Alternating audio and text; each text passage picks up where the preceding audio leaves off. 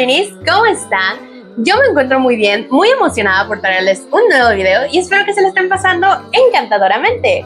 Bienvenidos a este último video del especial de los meses de octubre y noviembre. Estos meses spooky y del terror muy especiales para mí, porque si ustedes no lo saben, yo soy muy fan del horror y quise combinar dos de mis pasiones, la costura y el terror. Si a ti también te gustan estos temas horripilantes, te invito a seguirme en mi canal principal donde les cuento historias paranormales que me han ocurrido personalmente, por si quieres seguir teniendo compañía durante la costura. Pero sobre todo, no olvides seguir a El Atelier Miniatura aquí y en todas sus redes sociales que te están apareciendo aquí para seguir en contacto y seguir creciendo esta mini comunidad. Y si también a ti te gusta este sombrero y quieres uno para ti, te invito a que veas los dos videos anteriores de este especial de 2024 para que tú también te puedas hacer tu propio sombrero brujil.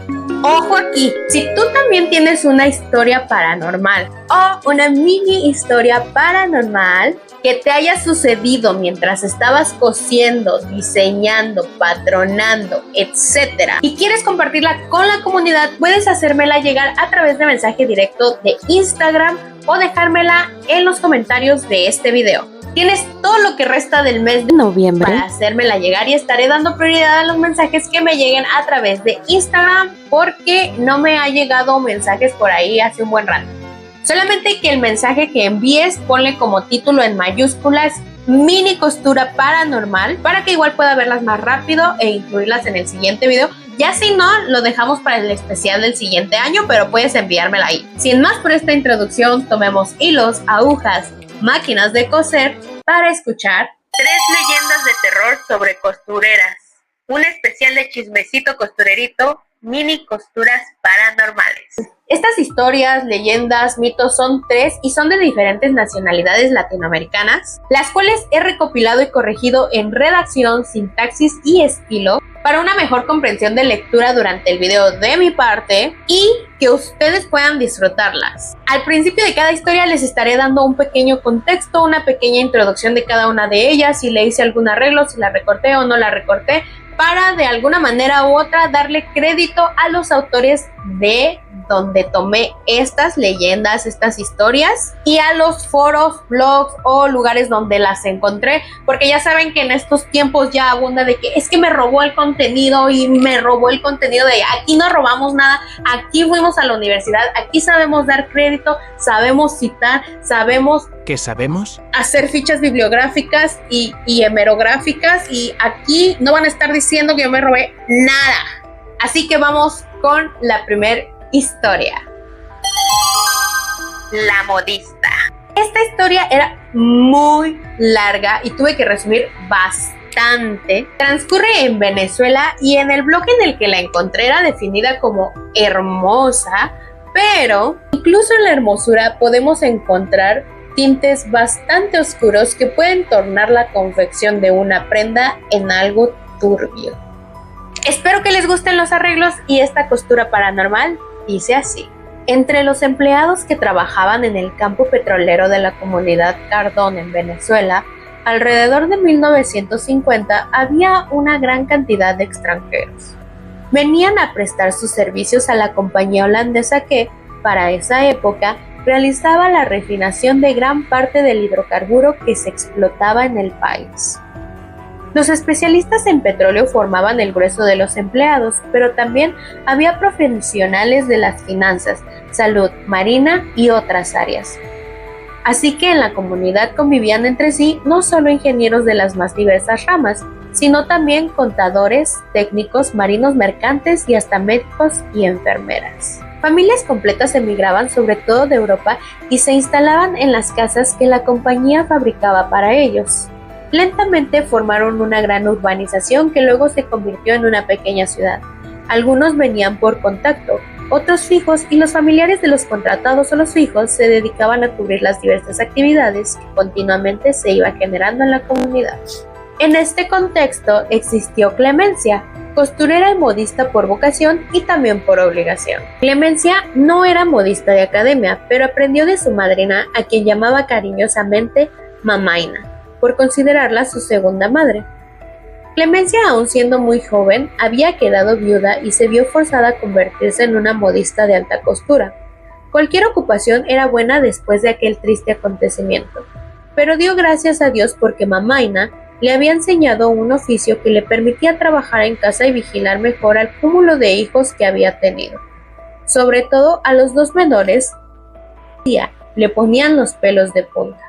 Además, desarrolló una gran facilidad para escoger las mejores telas de acuerdo con el tipo de traje y para transformar los vestidos que veía en revistas y figurines en auténticas obras de arte. Fue precisamente en la vieja máquina que le dejó Mamaina, una Singer de pedal de principios del siglo XX, que había comenzado confeccionando y vendiendo batas para estar en casa. Eran ideales para el permanente calor de esa tierra árida todo el año y las podía fabricar sin pedidos previos. Total, eran talla única. Como su producción era rápida, eran también baratos y por supuesto, si el cliente traía la tela, mucho más todavía. Todo negocio era bueno con tal de juntar lo suficiente para sostener a la prole. Esto de las batas le ayudó a mantenerse por un tiempo hasta que todas las mujeres conocidas, familiares, vecinas y amigas ya tenían varias de las cómodas y económicas baticas, por lo que Clemencia tuvo que probar en otras áreas. Fue cuando el Hospital Central de la comunidad le encargó hacer los camisones blancos de los médicos y las pijamas para los enfermos. También era un trabajo sencillo. Ok, minis, en la noche pasó algo muy extraño. Estaban a punto de dar las 3 de la mañana y se acabó la batería del micrófono, lo cual es muy raro porque yo había puesto a cargar mi otro micrófono para que tuvieran pila. No sé si estén fallando, pero quédense hasta el final de este video porque se van a dar cuenta por qué no debemos estar hasta altas horas de la noche. Y no sé si tenga algo que ver porque el video lo empecé a grabar en la madrugada del día 3 de noviembre. Entonces, continuemos. Esa fue una actividad que mantuvo por varios años, hasta que se cansó de ello y decidió hacer otro cambio. Pero esta vez pensó en un nuevo público: las enfermeras del hospital y las esposas de los médicos para los que trabajaba. La mayoría de ellas europeas muy elegantes, altas y de buen gusto. Pero, ¿cómo podría coser para ellas si aún no había hecho nada que realmente valiera la pena? Entonces, se llenó de fuerza y decidió hacer un vestido. Sí, algo para ella misma, algo que pudiera mostrar con orgullo a sus clientes, digno de la mejor de las modistas. Lo vio en la portada de una revista de modas que estaba exhibida en el kiosco de la esquina. Era un traje de cóctel ajustado a la cintura y mangas 3/4, hecho en una tela que parecía lino. Tenía diminutos pliegues que salían de sus hombros y hacían juego con unos similares al borde de las mangas, debajo de los codos. La hojeó con intenciones de comprarla. Dentro debe de traer el patrón y las explicaciones para hacerlo, pensó emocionada. Pero al preguntar el precio desistió de la idea. Sin embargo, lo grabó en su mente como si se tratara de una fotografía. Luego fue a su casa y sin pensarlo más, agarró el metro y empezó a tomar sus medidas. Tomó papel y un lápiz y sobre la mesa de cartón piedra que tenía sobre 2 burros de madera, comenzó a trazar líneas del vestido tal cual lo había visto en la revista. Luego, cortó el papel, tendió una tela que le había regalado una de sus comadres el día de su cumpleaños. Puso el papel encima alineando al borde de la tela y cortó siguiendo las líneas que había en los patrones. Montó un hilo al tono y comenzó a unir las piezas. Pasó todo un día tras la máquina, dando pedal y abrillantando aún más la pulida rueda de metal para que funcionara. Como siempre, alternó el trabajo con variados gritos muy disuasivos, todos dirigidos a los diablitos cuando llegaron del colegio y comenzaron a hacer de las suyas. Ya terminando el vestido, cortó los hilos sueltos, planchó y por último lo colgó en un gancho. Luego, tomó una rápida ducha y enseguida se lo probó. Parecía otra, le quedaba perfecto. Coqueta pasó el peine por su pelo, mientras giraba y se veía la espalda. Estaba admirada de sí misma. Llamó a sus 3 hijas, quienes corrieron hacia ella y elogiaron su belleza y su trabajo. Además, le dijeron que la hacía ver tan elegante como las mujeres que salían en las revistas. Ella, incrédula, no creía lo que sus hijas decían. Esto plantó en Clemencia el aspiracionismo que, Si bien era bueno y le ayudó a darle un impulso para avanzar en su camino en el mundo de la moda, más adelante tornaría las cosas turbias. A partir de ese día se aventuró a ofrecer sus servicios como modista de oficio a las esposas de los médicos y a las enfermeras del hospital de la comunidad, quienes ya conocían su trabajo. Así obtuvo a sus primeras clientas. Los vestidos fueron encargados por la señora Finch, una enfermera inglesa que emigró de su país cuando transfirieron a su esposo, un oficial de la Marina Mercante Británica y capitán de uno de los gigantescos tanqueros que distribuía el petróleo por el mundo, y la señora Vernet, una francesa que daba clases de tal idioma a los niños de la comunidad. Había venido a Venezuela por razones similares a las de su amiga. Su esposo era médico residente y se decía estaba emparentada con la aristocracia francesa. Los vestidos eran para una recepción de bienvenida que se iba a ofrecer al nuevo gerente de la refinería, un holandés de apellido Penning. Clemencia apuraba su máquina de coser a todo lo que daba. Era su primer trabajo como modista de oficio, por lo que sus manos estaban torpes y su frente sudaba copiosamente. El temor de que, a pesar de todas las pruebas, alguno de los vestidos quedase mal, demasiado largo o corto con alguna arruga incorregible, de mangas muy cortas, apretado de cintura o tantas cosas más que su imaginación recreaba, la tenía al borde de un ataque de nervios. Solo le quedaba un día para entregarlos. La confección de los vestidos estaba bastante adelantada, pero había detalles tanto de uno como de otro que le llevaría varias horas, como poner las lentejuelas alrededor del escote, los encajes del cuello, las ballenas para la parte del busto y los pliegues a la cintura de las faldas de tafetán negro. La conversación que la mujer inglesa y la francesa habían sostenido con su característico acento extranjero, mientras Clemencia tomaba sus medidas con gran cuidado, revisando una y otra vez y anotándolas en su libreta plástica imitación de piel mientras decía cintura tanto, cadera tanto, se repetía y se repetía en la cabeza de Clemencia. Esta conversación entre la señora Finch y la señora Vernet era referente a su oportunidad de hacer vida social en esa recepción de bienvenida, donde ambas chismorreaban lo importante que sería el resto de los invitados, así como la posible asistencia del gobernador de la ciudad. Pero algo que más vueltas daba en la cabeza de Clemencia fue un comentario que la señora Vernet le hizo mientras le tomaba sus medidas. Es la primera vez que me hago un vestido a la medida. En París siempre iba a las tiendas y me probaba cuantos de ellos hasta que finalmente daba con uno que me gustara. Pero aquí no consigo nada de mi regalo. Así que ya sabe, señora, dijo la francesa haciendo énfasis en su voz mientras Clemencia se arrodillaba en el piso y ponía la cinta métrica desde la cintura hasta el tobillo de la mujer. Este debe ser el más bello de todos. Así será, dijo Clemencia tratando de controlar sus nervios. Por un momento ella misma se vio en medio de aquella gran reunión con el vestido de la revista que vio en el kiosco de la esquina, bailando con apuestos caballeros que hacían fila para tener el placer de danzar al compás de sus pasos. Cuando volvió en sí, borró la última medida y la tomó de nuevo. Ya los niños estaban dormidos cuando pegó la última lentejuela al traje de la señora Finch y los encajes al de la señora Vernet. En la mano aún tenía la aguja y el dedal, pero de tanto de hacer y deshacer, de tanto repetir lo mismo durante horas y horas, los sentidos se resisten y el pulso tiembla.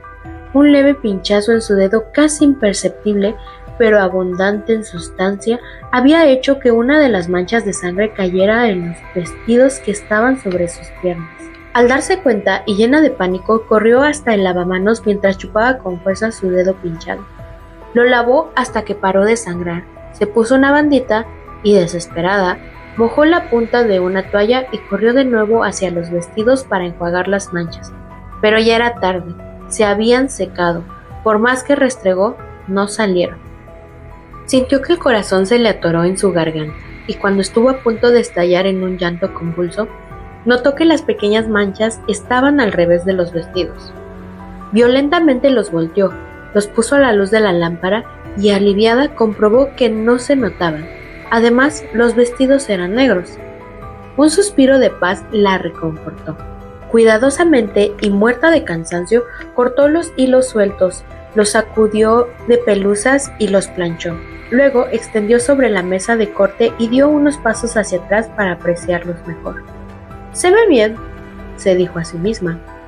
No obstante, de nuevo sintió la presión en su garganta al pensar en la posibilidad de un fracaso ante el terrible hecho que acababa de ocurrir. Esa noche le costó conciliar el sueño.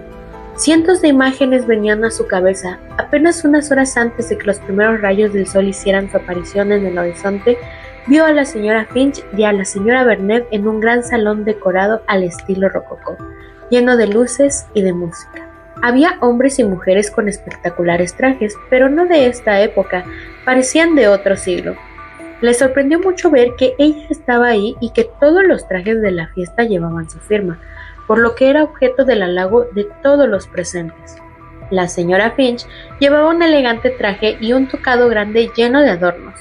Su vestido mostraba un insinuante escote ajustado y rematando con piel de marta de bello color, tenía estrechos pliegues e iba todo bordado por 2 listones de color blanco. Complementaba un collar de perlas sujeto por unos enganches de oro, y su tocado llamado de la Victoria llevaba una pluma de avestruz con 2 ramas de olivo que caían a un lado como cabos sueltos al viento. Iba acompañada de un elegante caballero que debía de ser el capitán Finch, quien esta vez no llevaba su característica gorra y su impecable uniforme blanco de marino mercante, sino que parecía más bien un caballero de gran alcurnia.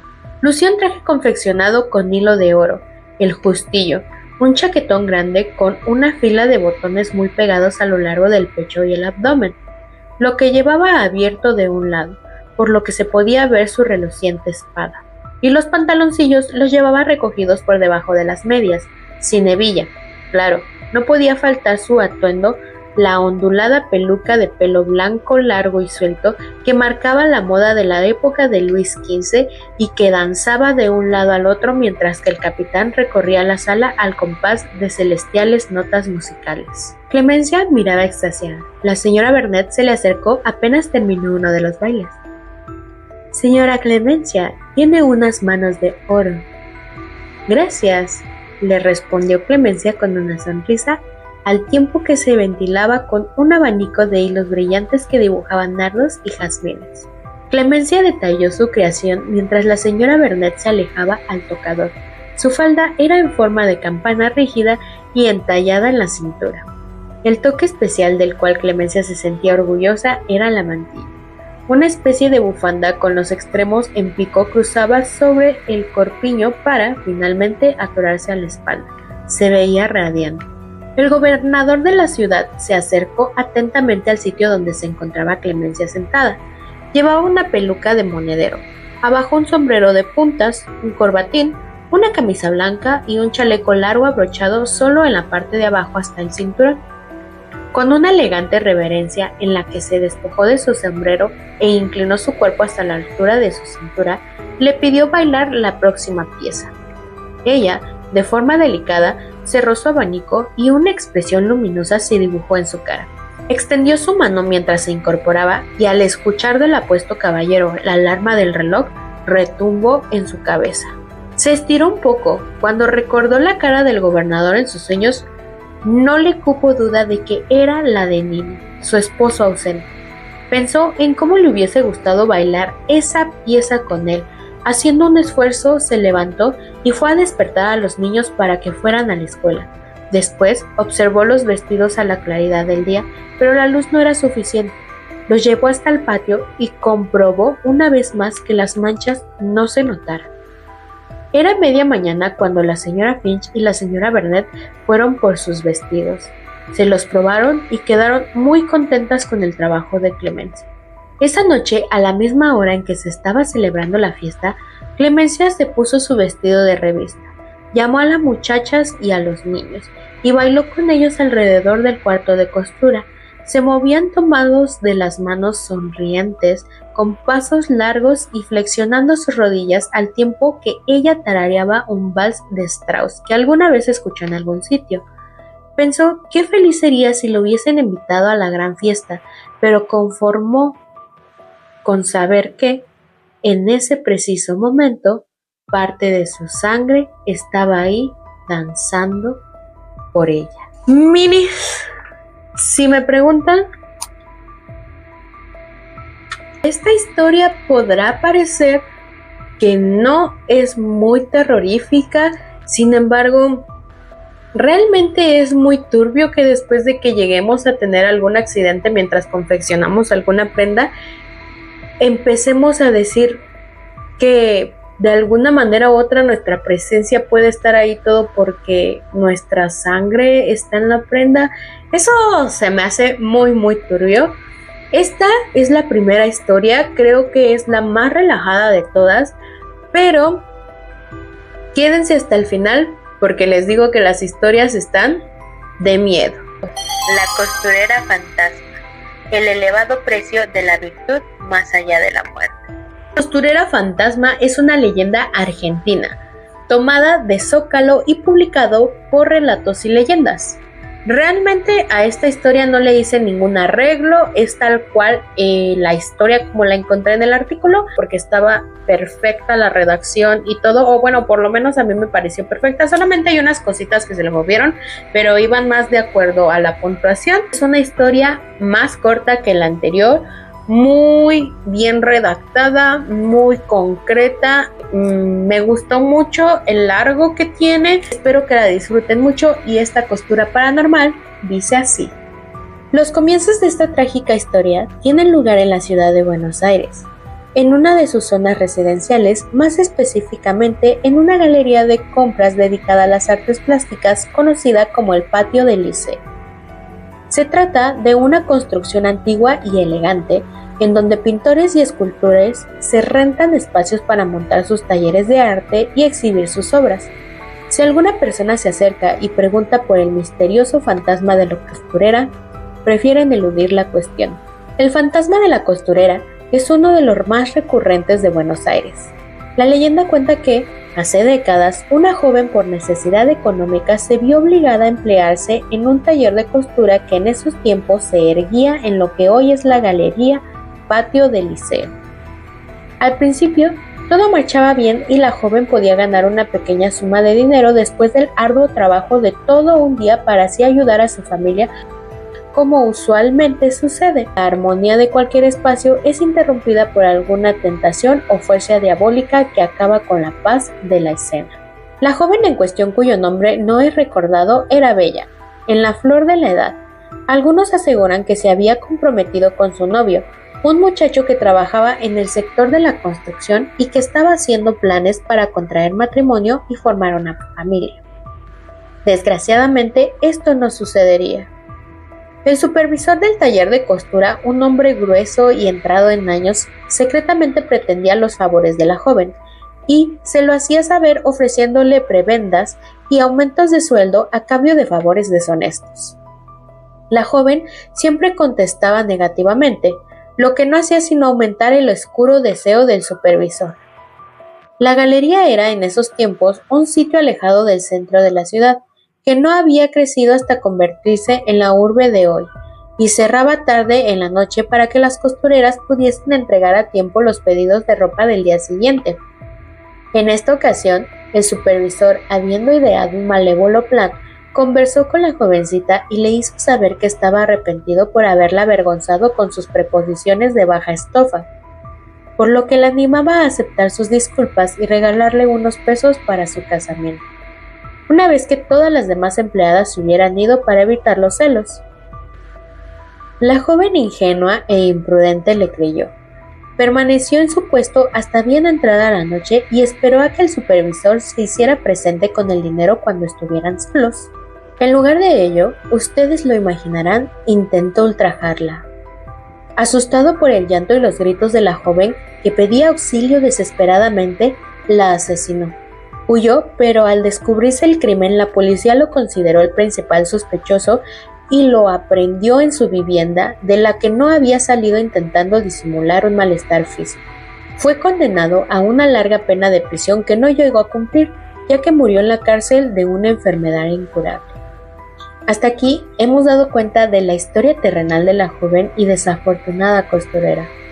Poco después de su trágica muerte, sin embargo, Por la noche, los vecinos decían oír extraños llantos y observar el resplandor de una luz que parecía provenir del taller en donde la costurera murió.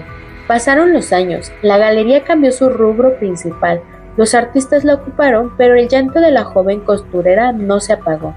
En ciertas noches se escuchan inconsolables quejidos. Esto ha movido a los inquilinos de la galería a construirle un pequeño altar en un recodo de los pasillos, donde le dejan sus elementos de trabajo como ofrenda para que en algún momento su alma pueda abandonar el bajo astral al que su inmerecida muerte la tiene atada y pueda descansar en paz.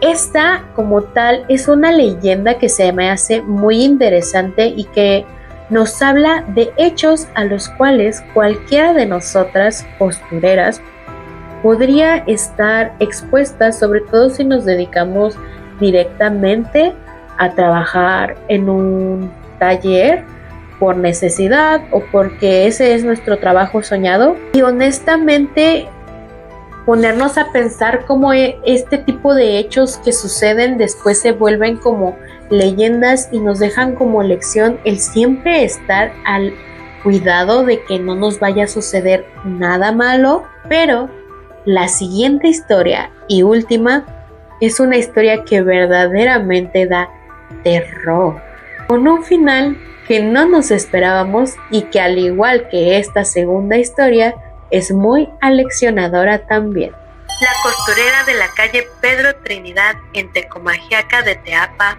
Tabasco. Esta historia yo creo que es la más famosa entre las personas que nos dedicamos a la costura o a algo relacionado al mundo de la moda, ya que es posible encontrar versiones más cortas. Por ejemplo, encontré una versión peruana que tiene los hechos mucho más sintetizados y concretos, la verdad, pero estas versiones, además de que fueron publicadas primero, la siguiente de Tecomajiaca, Tabasco, México, en mi bello país, y tomada del sitio web Teapa Tabasco Blog, se me hace más completa, con más contexto y con más pertenencia. Le hice unos arreglos respecto a la redacción porque no manchen. También la corté un poco porque sentí que había cosas como que no. Espero que les guste tanto como a mí, y esta costura paranormal dice así. Esta historia es sobre una costurera que se llamaba Alicia, pero todos la conocían como Licha la costurera, quien en ese entonces tenía 37 años de edad y vivía en la calle Pedro Trinidad Cano Jiménez del barrio de Tecomajiaca, ubicado en el municipio de Teapa, Tabasco. Licha era una persona muy pero muy incrédula. No era aparente a estar metida en la iglesia, tampoco a creer en supersticiones ni nada por el estilo. Su madre, María del Carmen, Carmita como le decían, una señora muy conservadora y llegada a la iglesia, le aconsejaba a su hija que por lo menos tratara de reivindicarse y ser más apegada a la iglesia. Pero Alicia solo creía en Dios, la Virgen, los santos y nada más. Hasta que un 31 de octubre, doña Carmita comenzó a realizar los preparativos para el Día de las Ánimas y, más que nada, hacer su altar de muertos y recibir a aquellos seres perdidos que ya no se encontraban con ella, incluyendo el padre de Alicia. Fue entonces que su mamá, haciendo tamalitos de masa colada y de chipilín con las tías de Alicia, platicaban sobre los seres queridos que ya no estaban y recordaban sobre lo felices que eran cuando estos estaban aún con vida, mientras que Licha seguía haciendo lo que más le gustaba: costurar mudas de ropa para la gente de la clase alta que vivía por esos rumbos.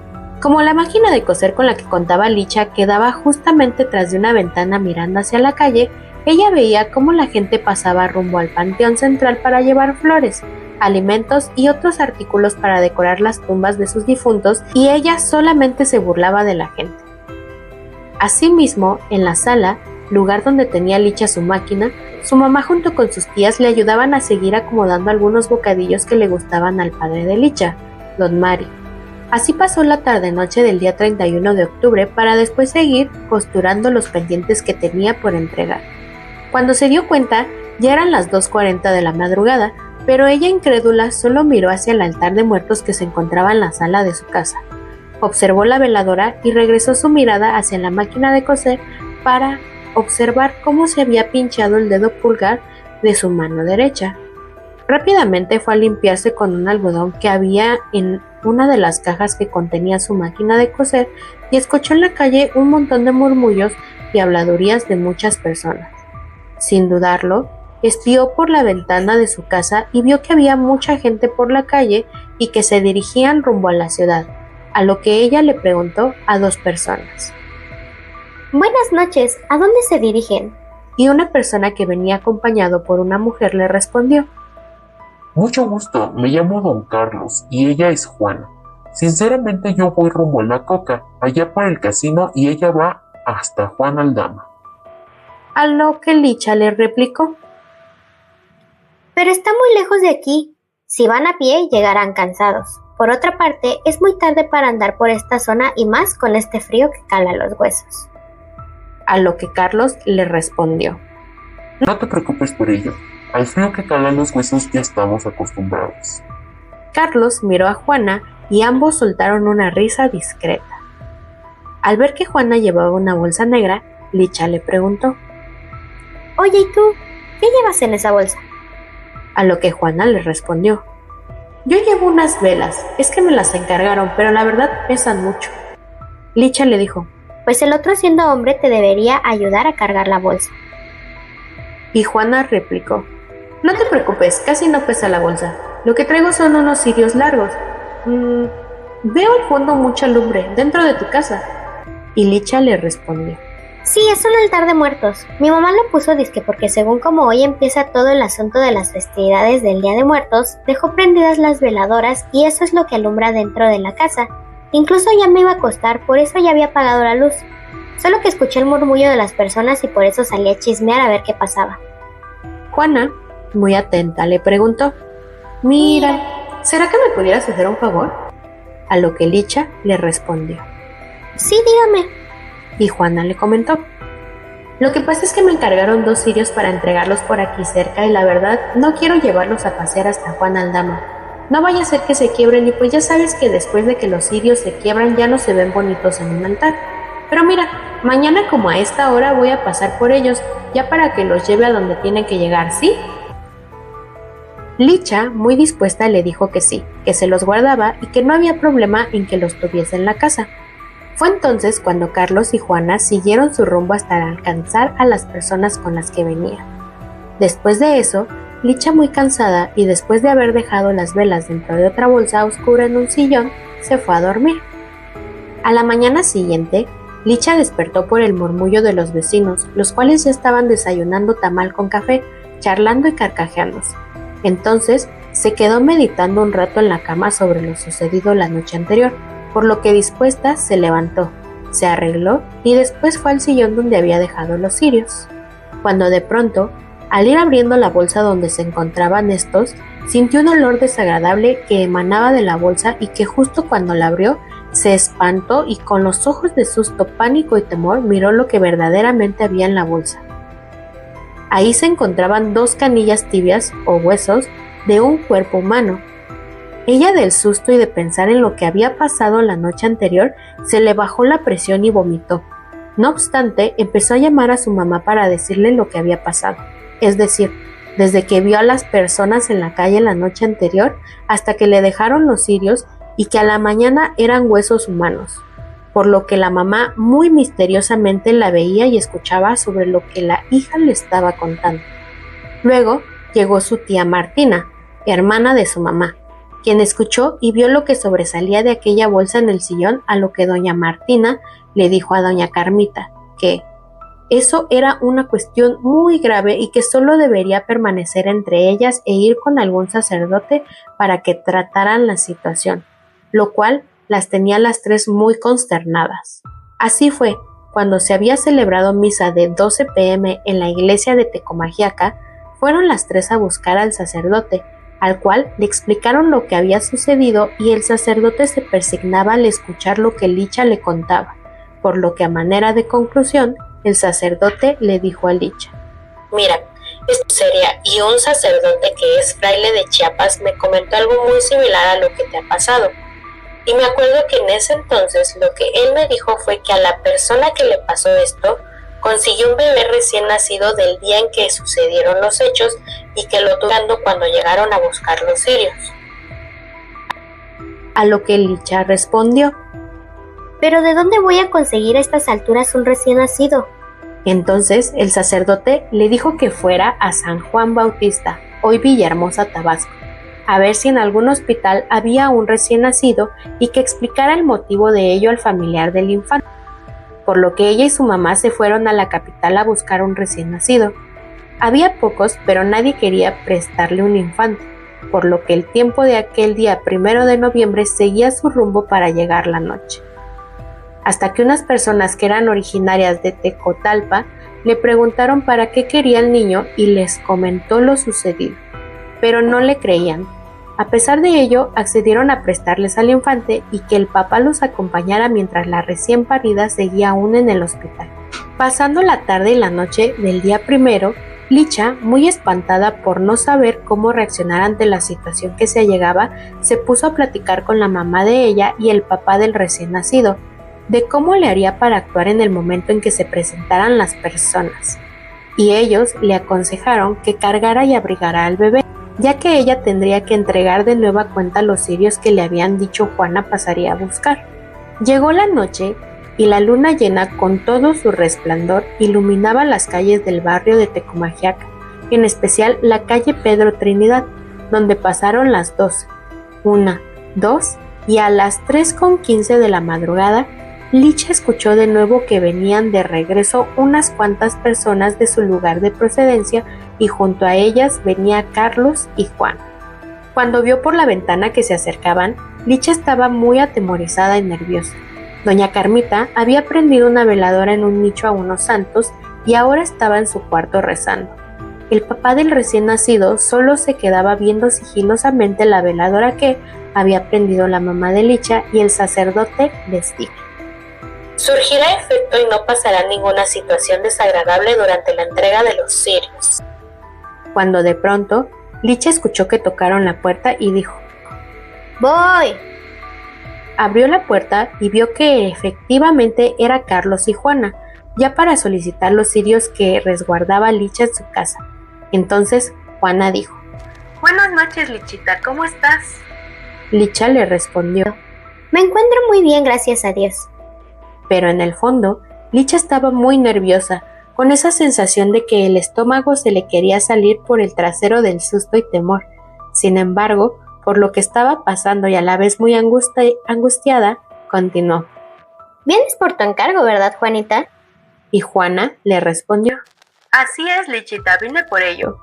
Y fue entonces cuando Licha, muy nerviosa, agarró al recién nacido y cuando le entregó los cirios a Juana, ella se asombró junto con Carlos, por lo que los dos voltearon a ver y Juana, muy disgustado, le dijo: Alicia, nos has arruinado nuestros planes. La verdad, lo que queríamos era a ti, llevarnos tu alma, por pensar que nosotros no existimos y de ahí una prueba indiscutible, los cirios que te encargamos. De regreso te íbamos a llevar con nosotros y esto era para que por lo menos ese día nos dedicaras de respeto, ya que estos días son cuando nosotros las ánimas llegamos a visitar a nuestros seres queridos. No lo respetaste y seguiste trabajando, te valió, pero al ver ese recién nacido que acaba de comenzar en este mundo terrenal y que llevas en tus brazos, no podemos llevarte porque sería atentar contra la vida de este infante. Creímos que estabas sola, pero me di cuenta que no, que eres madre y que tienes que cumplir con tu labor que apenas comienza. Entonces Licha le respondió: Esta criatura acaba de comenzar una vida y necesita de mí para poder vivir. Muchas gracias por hacerme ver que a pesar de que era incrédula en estas cosas, de ahora en adelante respetaré y seguiré las costumbres que mi mamá realiza. Entonces Carlos tomó la voz y le dijo: Tu papá don Mario te manda a decir que te quiere mucho y que siempre se acuerda de su angelito, que nunca se olvidará de ti y de lo mucho que lo quisiste. Licha le contesta: Muchas gracias, Carlos. Siempre lo quise y a pesar de que no esté conmigo, lo seguiré queriendo. Después de esto, Licha le entregó los cirios a los dos y ya con los cirios en las manos, Juana y Carlos se despidieron y poco a poco avanzaron su camino, a la vez que se fueron desvaneciendo entre la calle hasta lograr desaparecer por completo. Cuando desaparecieron, doña Carmita salió a abrazar a su hija. Licha le entregó el recién nacido a su padre. Doña Carmita le dijo a Licha que viera que las ánimas existen y que por lo menos un tiempo debería de dedicarle a su papá ahora que ya no están los tres unidos como familia. Ay, minis, ¿cómo vieron esta historia? Yo la verdad la primera vez que la leí no entendí mucho porque les digo que del blog de donde la saqué tenía una pésima redacción, la verdad. Y ya después de eso, que les acomodé la historia, siento que ya está más digerible para ustedes, pero la verdad sí me dio miedo y me dejó pensando mucho en cómo a veces yo incluso me quedo muy tarde cosiendo en mi tallercito que aquí tengo y pues sí está como para pensarse. Ya se dieron cuenta que traigo una vestimenta totalmente diferente.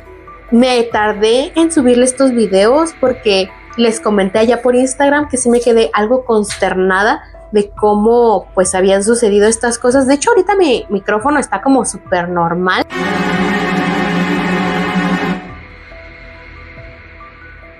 Se dieron algunas fallas en el micrófono y no se habían dado, fue como bien curioso, en específico entre el 1 y el 2 de noviembre, pero pues sí, esta historia es la que más miedo me dio, creo que es la que más yo dije, hoy no, sí está como de, no manches, imagínate, ¿no? Pero eso ha sido todo por el video del día de hoy, minis. Si ustedes llegaron hasta el final de este video, háganmelo saber en comentarios, no olviden que pueden dejarme sus historias paranormales que les han sucedido mientras están costurando, patronando, diseñando en los comentarios o mandármela directamente a Instagram. En el principio o introducción del video tienen como toda la información que necesitan para poderme enviar su historia y no olviden seguir a El Atelier Miniatura en todas sus redes sociales, suscribirte, activar la campanita de notificaciones para que papi YouTube te avise cada que subo un nuevo video, dejarme un like, comentarlo, no olvides dejar tu comentario y compartir este video para que otras modistas, costureras, diseñadoras de moda, sastres, sastras puedan escucharlo mientras realizan tus actividades del día a día. Ay, voy muy rápida. Puedan escucharlo mientras realizan sus actividades del día a día en el taller y nosotros nos vemos en otro video. ¡Ochaya!